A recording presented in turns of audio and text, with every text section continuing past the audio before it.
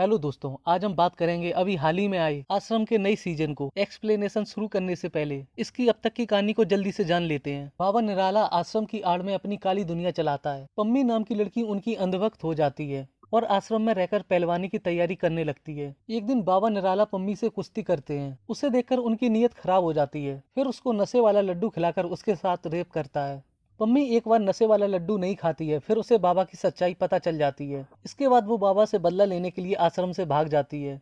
इसमें इंस्पेक्टर उजागर और अक्की उसकी मदद करते हैं। पम्मी बाबा के खिलाफ वीडियो रिकॉर्ड करके वायरल कर देती है। अब एक्स सीएम सुंदरलाल पम्मी की हेल्प करने का ऐलान करता है और मामला कोर्ट तक पहुंच जाता है। लेकिन बाबा अपनी ताकत से बाइज्जत बरी हो जाता है। उल्टा पम्मी 14 दिन के लिए जेल में चली जाती है। चलिए अब बात करते हैं इसके नई सीजन की। Ex CM Sunderlal press meet बुलाकर कहते हैं, मुझसे गलती हो गई जो मैं पम्मी का सपोर्ट कर बैठा, लेकिन भगवान की कृपा से समय पर न्याय हो गया। पम्मी जेल में है और हमारे भगवान बाबा निराला आश्रम में पहुंच गए हैं। अगले सीन में भोपा स्वामी बाबा से कहता है, इस बार तो मैनेज कर लिया, लेकिन आगे से अपने आप पर कंट्रोल करना। फिर बाबा उससे सोनिया के बारे में पूछता है। तभी भोपा स्वामी सोनिया का वीडियो प्ले कर देता है। आपके उपदेश के लिए जो कुछ भी मुझे करने का मौका मिला वो मेरा सौभाग्य था। अभी मैं अफ्रीका में हूँ। यहाँ के राष्ट्रपति यहाँ का विकास चाहते हैं और आपके आशीर्वाद से यहाँ की ब्रांड बिल्डिंग का कॉन्ट्रैक्ट मुझे मिला है। अब मैं यहीं रहूंगी। बाबा भोपा से कहता है, बहुत तेज थी ये लड़की, अगर मिलकर जाती तो उसे भी आशीर्वाद दे देता। इधर जेल में भोपा स्वामी के कहने पर पम्मी को पीटा जा रहा है। अगले दिन पम्मी का कजिन जेल में उससे मिलने आता है, लेकिन जेलर उसे बताता है पम्मी किसी से मिलना नहीं चाहती और उसे भगा देता है। वहीं दूसरी तरफ पम्मी की माँ बीमार है। पम्मी की भाभी बबीता दिलावर को फोन करके कहती है, किसी भी तरह जेलर से बात करके पम्मी की उसकी माँ से एक बार बात करा दो। इसके बाद पम्मी अपनी माँ से फोन पर बात करते हुए कहती है, मुझसे गलती हो गई पर मैं सब कुछ ठीक कर दूंगी। लेकिन माँ उससे बात नहीं करती है और मर जाती है। ये बात बबीता बाबा को जाकर बता देती है और कहती है माँ ने पम्मी को माफ नहीं किया, वो आखिरी सांस तक अशांत थी। बाबा उससे कहता है शांत तो करना पड़ेगा। इसके बाद वो पम्मी से मिलने जेल जाता है और उससे कहता है, बहुत बुरा हुआ तुम्हारे साथ, तुम अपनी माँ से मिल भी नहीं पाई, लेकिन उनको मुक्ति तब तक नहीं मिलेगी जब तक तुम उनकी चिता में आग नहीं लगा दोगी। पम्मी जेलर से कहती है, मुझे एक दिन के लिए जाने दो, माँ की चिता को आग देने के बाद लौट आऊंगी। लेकिन जेलर उससे कहता है, बिना कोर्ट की इजाजत के हम तुम्हें जेल से बाहर भी नहीं जाने देंगे। फिर बाबा जेलर से पम्मी को बाहर जाने के लिए कहता है। पम्मी फिर से बाबा से कहती है, मुझसे गलती हो गई, मुझे माफ कर दो, मुझे एक मौका और चाहिए, मैं आपकी सेवा करना चाहती हूँ। फिर बाबा उसे गले लगा लेता है। इसके बाद वो अपनी माँ की चिता को आग लगाने जाती है।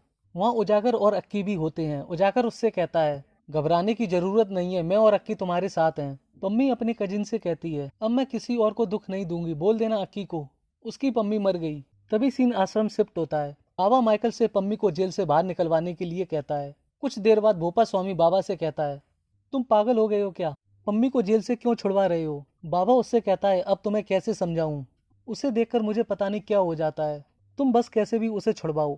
भोपा स्वामी कहता है, मैं उसे छुड़वा तो दूंगा, लेकिन वो तुम्हारे सामने नहीं आएगी और तुम उसको कभी भी हाथ नहीं लगाओगे। तुम्हारे ठरक के चक्कर में इस आश्रम को जलते हुए नहीं देख सकता। अगले दिन कोर्ट में जज साहब पम्मी को बाइज्जत बरी कर देते हैं। पम्मी बाहर आकर आश्रम की गाड़ी में बैठ जाती है। फिर अक्की उससे कहता है, तुम फिर से आश्रम कैसे जा सकती हो, उन लोगों ने जो कुछ भी तुम्हारे साथ किया उसे कैसे भूल सकती हो। लेकिन पम्मी वहां से आश्रम चली जाती है, जहां उसे एक काल कोठरी में बंद कर दिया जाता है। अगले सीन में बाबा बबीता से पम्मी की तबीयत के बारे में पूछते हैं। बबीता कहती है, सब खुश हैं, आपके रहते हुए किसी की तबीयत को क्या हो सकता है।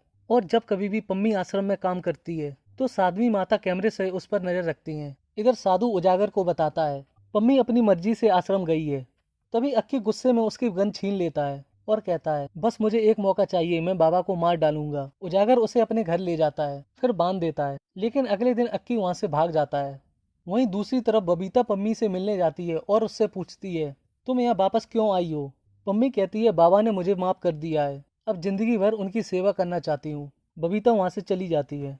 अगले सीन में अक्की सिक्योरिटी गार्ड के कपड़े पहनकर आश्रम में घुस जाता है, लेकिन माइकल उसे पकड़ लेता है। तभी वहाँ बाबा निराला आ जाता है और गुस्से में उसे मार देता है। बबीता पम्मी को अक्की के मरने वाली बात बता देती है।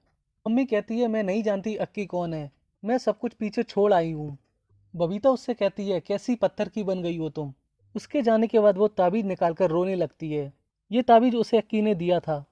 फिर वो उजागर को एक लेटर लिखती है जिसमें बताती है, मेरे जो भी अपने थे बाबा सबको खा गया, इसी डर से मैंने अक्की को अपने आप से दूर कर दिया था। जब मैं बीमार पड़ गई थी तो मेरी सुरक्षा के लिए अक्की ने मुझे ये ताबीज दिया था, इसे उसके गले में डाल देना।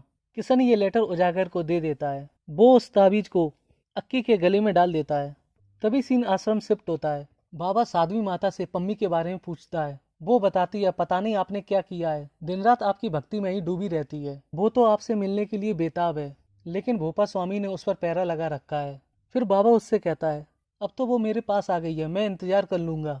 अगले दिन पम्मी बाबा मनसुख जी की पुण्यतिथि पर स्पेशल आरती में जाना चाहती है। पहले तो उसे सिक्योरिटी गार्ड मना करता है, लेकिन साध्वी माता कहती है, इसे जाने दो, लेकिन सिक्योरिटी साथ में भेजना। आरती के समय भोपा स्वामी पम्मी को देख लेता है और गुस्से में उससे कहता है, मैंने तुम्हें बाबा जी के आसपास रहने से मना किया था।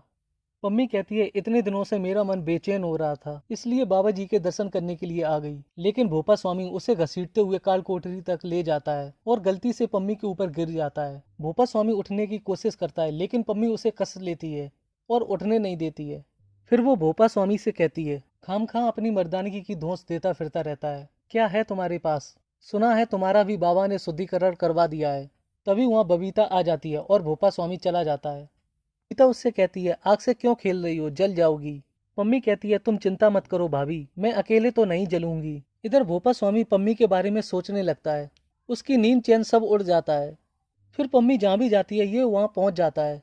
और एक दिन साध्वी माता पम्मी से पूछती है, लंगर पर तुम्हारी ड्यूटी किसने लगाई? भोपा स्वामी की मार भूल गई हो क्या? पम्मी बताती है, इन्होंने ही परमिशन दी थी, आप इनसे ही पूछ लीजिए। वो भोपा स्वामी से पूछती है, लेकिन भोपा स्वामी कुछ नहीं बोलता है और वहां से चला जाता है। धीरे धीरे वो पम्मी के प्यार में पड़ जाता है। अगले दिन पम्मी उसे मुस्कुराते हुए देखती है। भोपा स्वामी उसके पीछे पीछे आ जाता है।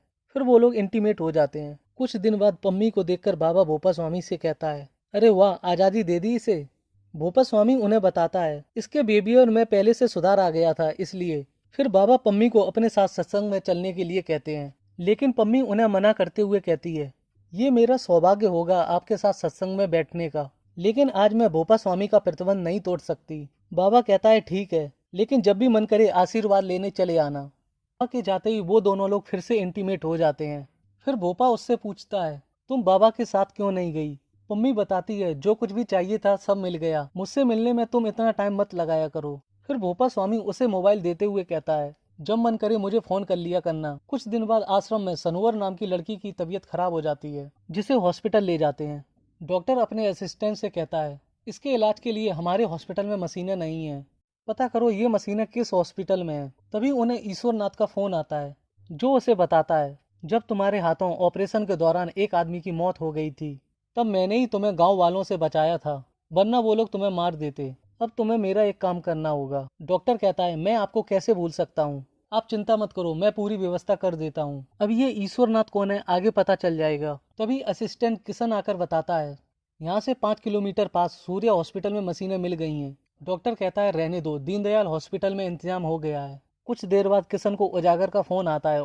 किशन बताता है, सनोवर को दीनदयाल हॉस्पिटल लेकर जा रहे हैं, मैंने उन्हें सूर्या हॉस्पिटल सजेस्ट किया था, लेकिन डॉक्टर को एक फोन आया, फिर उन्होंने दीनदयाल हॉस्पिटल ले जाने को कहा। इसके बाद उजागर हॉस्पिटल पहुंच जाता है, जहां उसे ईश्वरनाथ मिलता है। तभी सीन सीएम के ऑफिस शिफ्ट होता है। सीएम अपनी सरकार की 1 साल कंप्लीट होने की खुशी में प्रोग्राम करने वाले हैं। दिलावर उनसे कहता है, बाबा आपसे नाराज हैं तो क्या हुआ, आप इनविटेशन तो भेजिए, उनका आना ना आना बात की बात है। सीएम कहते हैं, तुम अच्छी तरह जानते हो, मेरे लाख मनाने पर भी बाबा जी नहीं आने वाले। दिलावर फिर से कहता है, हाथ जोड़िए पैर पड़िए, लेकिन कुछ भी करके बाबा को फंक्शन में लाइए। इसके बाद सीएम बाबा से मिलने जाते हैं और कहते हैं, आपको मुझे जो सजा देनी है दे दीजिए, लेकिन नाराज मत होइए। बाबा कहता है, हम कौन होते हैं नाराज होने वाले। तभी बबीता बाबा से कहती है, आपके बिना तो ये फंक्शन इम्पॉसिबल है, और बसंतपुर के प्रोग्राम में भोपा स्वामी चले जाएंगे। बाबा के कहने पर भोपा स्वामी तैयार हो जाता है। इसके बाद भोपा स्वामी बसंतपुर प्रोग्राम के लिए निकल जाता है। तभी रास्ते में पम्मी उसे फोन करके कहती है, ये अच्छी बात नहीं है, मुझसे वादा करके प्रोग्राम में चले गए। भोपा स्वामी कहता है, जल्दी से काम निपटा कर आता हूँ। इधर बाबा सीएम के फंक्शन में पहुंच जाते हैं, वहीं भोपा स्वामी बसंतपुर के प्रोग्राम में पहुंच जाता है और जल्दी से काम निपटाकर वापस पम्मी के पास पहुंच जाता है। वो लोग फिर से इंटीमेट होने वाले होते हैं। तभी बाबा बबीता के साथ आ जाता है। उन्हें देखकर भोपा स्वामी कहता है, तुम 1 मिनट दो, मैं तुम्हें समझाता हूँ। लेकिन बाबा डॉक्टर को बुलाकर उसे इंजेक्शन लगवा देता है। बाबा भोपा स्वामी का भी शुद्धिकरण करवा देता है। अगले सीन में बाबा बबीता से कहता है, तुम मेरी सच्ची भक्त हो, तुम्हारी वफादारी का मैं कायल हो गया हूँ। बबीता कहती है, बस आपका आशीर्वाद मुझ पर बना रहे, आपका जो भी आदेश होगा वो मैं मानूंगी। बाबा उससे पम्मी के बारे में पूछता है। बबीता बताती है, जब से यहाँ आई थी भोपा स्वामी के आतंक में जी रही थी, लेकिन अब उसे राहत है। इसके बाद बाबा भोपा स्वामी से मिलने जाता है और कहता है, तुम मेरे सबसे बड़े भक्त हो, मैं तुम्हें कभी भी गलत नहीं करने दूंगा, तुम्हारा बोझ कम करने का समय आ गया है।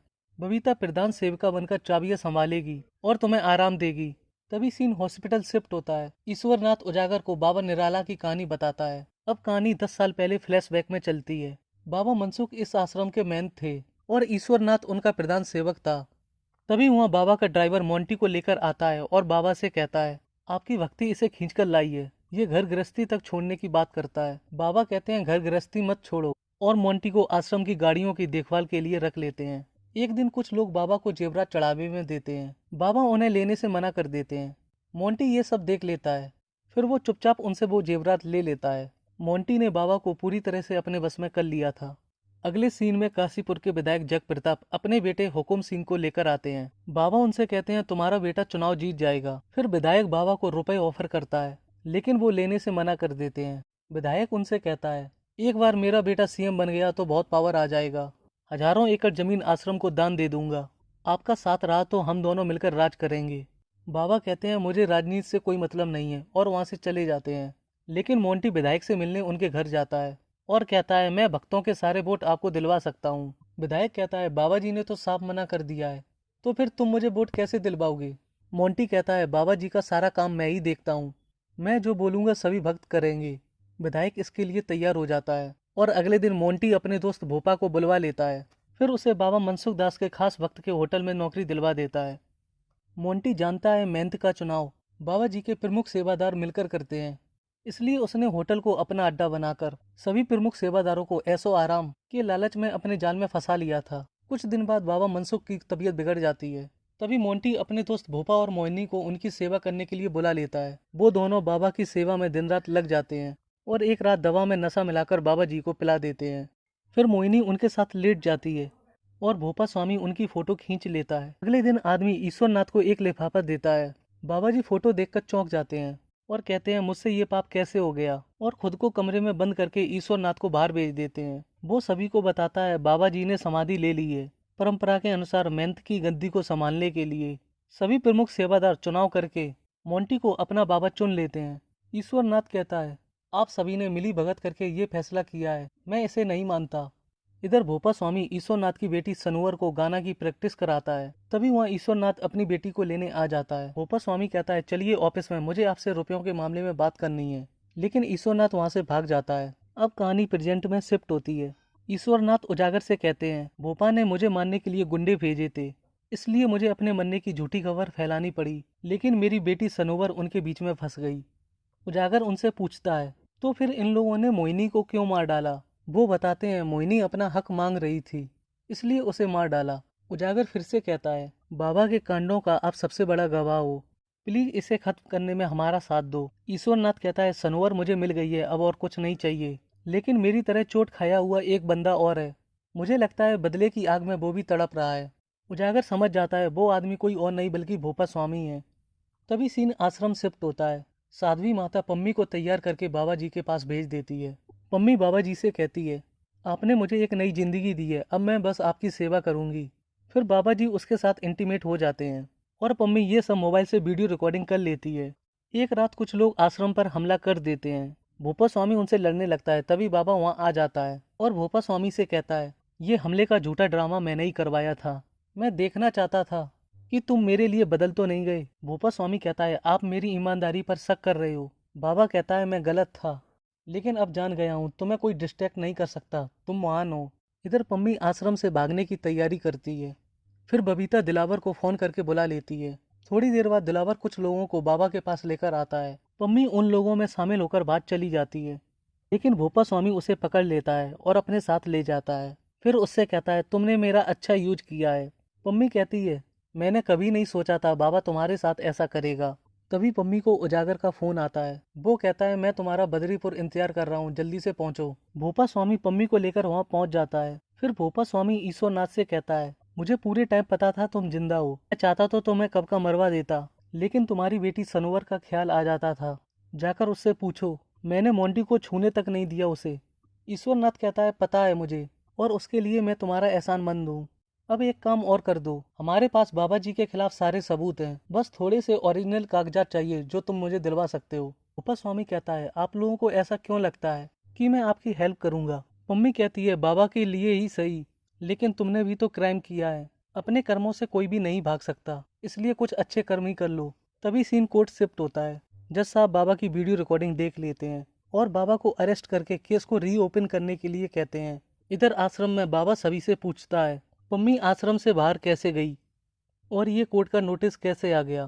पुलिस ऑफिसर कहता है, आप टेंशन मत लो, हम स्टे लगवाकर कार्रवाई रुकवा देंगे। फिर बाबा पूछता है, ये वीडियो कैसे बना? वकील कहता है, इस वीडियो को हम कोर्ट में चैलेंज कर देंगे कि ये वीडियो फेक है। फिर भोपा स्वामी वकील से कहता है, कोर्ट में एक पिटीशन डाल दो, बाबा का मेडिकल करवा दें। डॉक्टर अमित हमारे हिसाब से रिपोर्ट बना देगा और इस वीडियो का झूठ सबके सामने आ जाएगा। अगले दिन वकील कोर्ट में जज साहब को बताते हैं, डॉक्टर अमित की रिपोर्ट के बेस पर कोर्ट ने बाबा को पहले भी छोड़ दिया था। अगर आप कहें तो एक बार फिर से बाबा का मेडिकल करवा लें, दूध का दूध और पानी का पानी हो जाएगा। जज साहब मेडिकल करवाने का ऑर्डर दे देते हैं। फिर उसी रात बाबा भोपा स्वामी से कहता है, बहुत डर लग रहा है।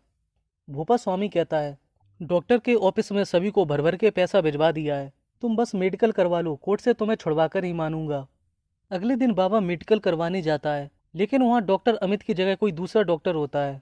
डॉक्टर बाबा को बताता है, डॉक्टर अमित इमरजेंसी में फंस गए हैं, इसलिए आपका मेडिकल मैं ही करूंगा। लेकिन बाबा मेडिकल करवाने से मना कर देता है। तभी पुलिस ऑफिसर पम्मी की वकील को फोन करता है। वकील जज साहब को बता देती है, बाबा मेडिकल कराने से मना कर रहा है, और वो स्पीकर ऑन करके बाबा और डॉक्टर की बात सुना देती है। तभी डीएसपी पुलिस ऑफिसर को फोन करके बताता है, कोर्ट का ऑर्डर आ गया है, बाबा को अरेस्ट कर लो। वो बाबा को अरेस्ट कर लेता है। इधर वकील जज साहब से कहता है, बाबा जी बहुत बड़ी हस्ती हैं, उन्हें बेल दे दीजिए। तभी पम्मी की वकील उन्हें बताती है, पम्मी के अलावा और भी ऐसी कई लड़कियां हैं जिनके साथ इस बाबा ने रेप किया है, और उन्हें पेपर देते हुए कहती है, बहुत से ड्रग माफियाओं के साथ इसके कॉन्टेक्ट भी हैं। इसके बाद जज साहब बाबा को जुडिशियल कस्टडी में भेजने के लिए कहते हैं। दूसरी तरफ भीड़ बाबा जी के लिए पत्थरबाजी करने लगती है। डीएसपी सीएम को फोन करके बताता है, पब्लिक भड़क गई है, कभी भी बड़ा हादसा हो सकता है। सीएम कहते हैं, कोर्ट सबसे ऊपर है, तुम बस रूल्स को फॉलो करो। इधर डॉक्टर अमित को किशन के पास देखते हैं। किशन उजागर को फोन करके पूछता है, अब क्या करना है डॉक्टर अमित का? उजागर उसे डॉक्टर को छोड़ने के लिए कहता है। उसी रात भोपा स्वामी बाबा से मिलने जेल जाता है। बाबा उससे कहता है, अब क्या करने आए हो यहाँ? भोपा स्वामी उससे कहता है, अपने अंदर झांक कर देखो, इस सब का जिम्मेवार कौन है? मैंने तुमसे पहले ही कहा था, पम्मी सब कुछ जलाकर राख कर देगी, लेकिन तुम नहीं माने। फिर बाबा उससे कहता है, तुम मेरे ना हुए तो किसी के भी नहीं हो सकते हो, और कहता है, तुमने ये कैसे सोच लिया? मुझे धोखा देकर तुम बच जाओगे। मैं भगवान हूँ, मुझे कोई जेल नहीं रोक सकती, सब तोड़कर बाहर निकल जाऊंगा। अगले दिन कोर्ट में जज साहब बाबा निराला को उम्र कैद और 30 लाख की सजा सुना देते हैं। इसके बाद बाबा जेल चला जाता है। वहीं दूसरी तरफ भोपा स्वामी उनकी गद्दी संभाल लेता है, और ये सीरीज यहीं खत्म हो जाती है। आपको ये सीरीज कैसी लगी कमेंट बॉक्स में जरूर बताएं। तब तक के लिए वीडियो को लाइक करें, और आने वाली नई नई मूवीज और वेब सीरीज को देखने के लिए हमारे चैनल को सब्सक्राइब करना बिल्कुल ना भूलें।